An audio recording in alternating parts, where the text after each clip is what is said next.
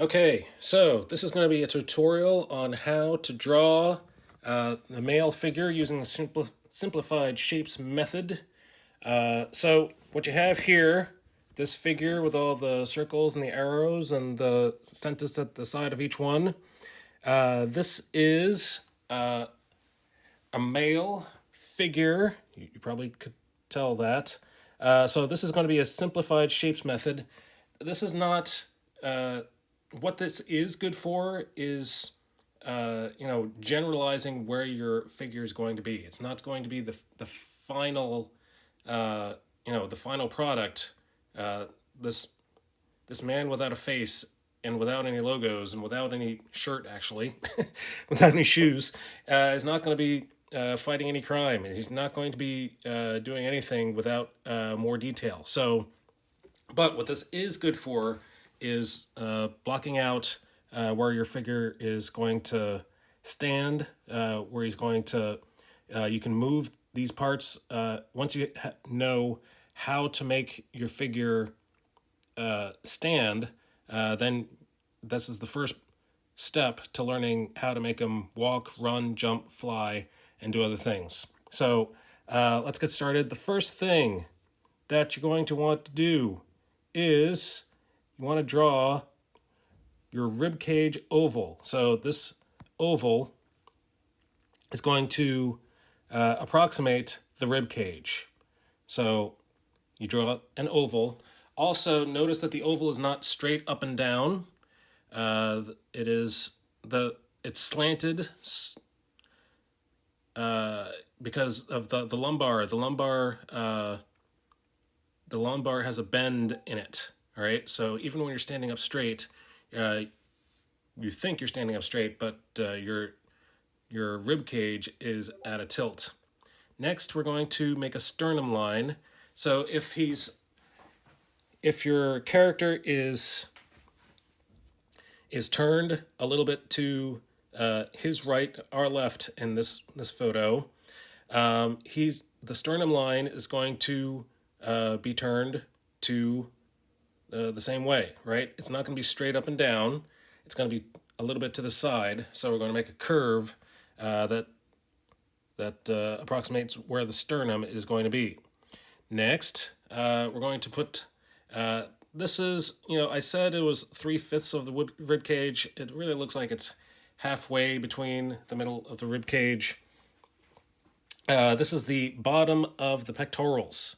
So the pectorals are going to sit right there. That also is a curved line. It's not straight across.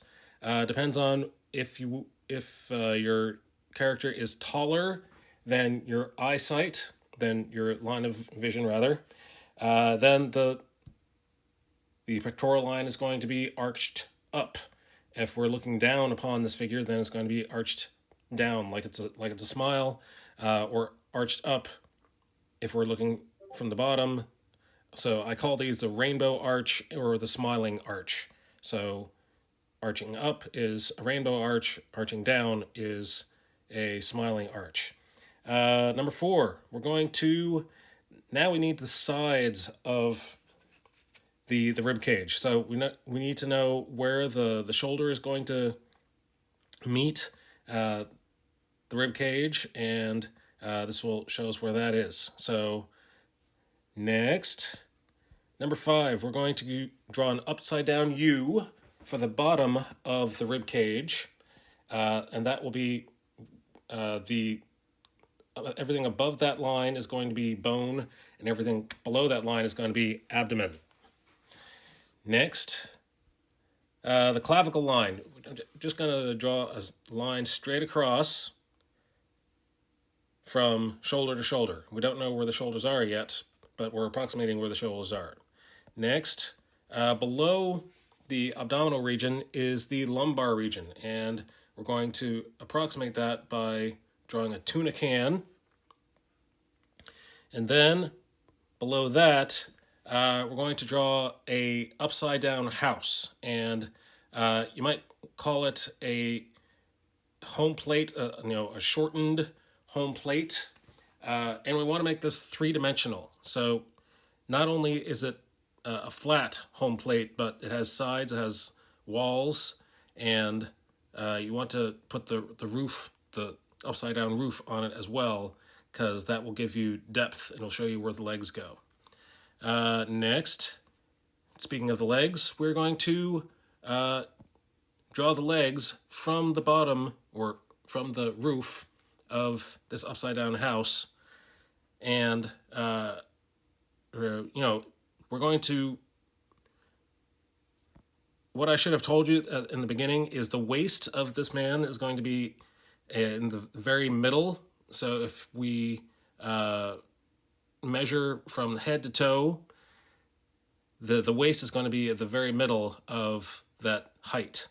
And the knee is going to be a quarter of that height. So the thighs are going to come at the knee, and then we're going to, the inner quad line goes from the inner quad, from the inside of the quad to approximately the middle of each side of the roof of the house. Next, we're going to make some ovals for the knees. So in real life, anatomically, knees do not look like ovals, but we're going to just put ovals here. If you look at the bone, the patella bone, to me it looks like a bear cub, the face of a bear cub. But for now, we're just going to make ovals. Next, we're going to make the shin bone, also called the gastrocnemius. I'm not sure if I'm saying that correctly. I apologize for drawing this incorrectly because the left leg should be shorter than the right leg because the right leg is nearer to us. But please forgive me for that. Next, we're going to draw triangles for the feet. So notice that the feet, each side, the upright, the inside of the foot is upright. There's a 90-degree angle here, and then this is like a 30, 60, 90 triangle for those of you who've taken trigonometry class. And even when the foot is slightly bent away from the viewer, it's mostly a triangle, and we're going to, when we add detail, we'll add the heel and the toes and the arch.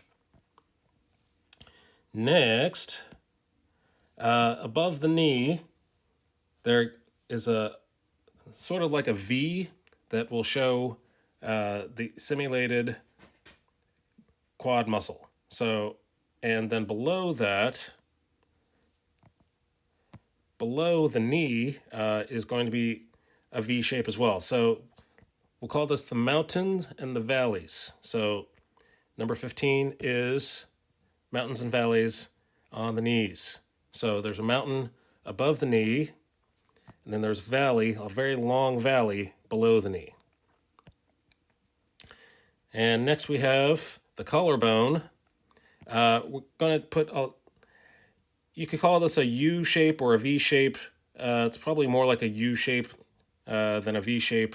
You win that argument. I give you that. You win the argument. I'll change it next time that I make one of these tutorials.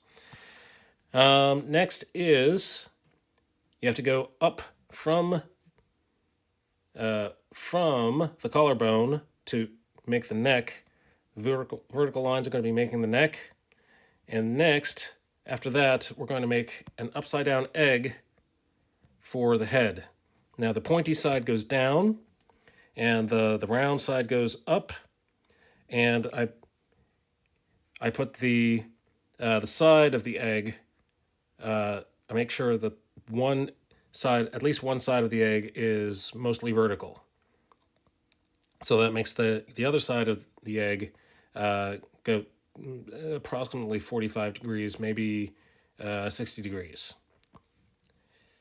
Next, let's scroll up a little bit. We're going to make we don't have arms yet. So we're going to start from the shoulders, and we're going to make an almond shape for the deltoids. Deltoid is what you call the shoulder muscle. And next we're going to make a rainbow arch. So an arch from each of those deltoids. I'm going to make a rainbow, and that is going to be the trapezius muscles. No, I'm sorry. That's not. I'm not a doctor. I'm an artist, not a doctor. So I don't know the names of the muscles as well as I know what they look like. It's a 2-word name, and for some reason, latissimus dorsi. That's what it is. It says so right in front of me. It's a rainbow arch for the lat muscle, latissimus dorsi. Okay, next we need some biceps, bis and tris. So we're going to just remember this is an approximation. So we're going to make an oval on each arm. The end of the oval comes to where the bottom of the rib cage is, approximately where the bottom of the rib cage is. So just remember that when you are moving your arms, that there should be a radius from starting from the shoulder, and the radius should be the same length as from the shoulder to the rib cage.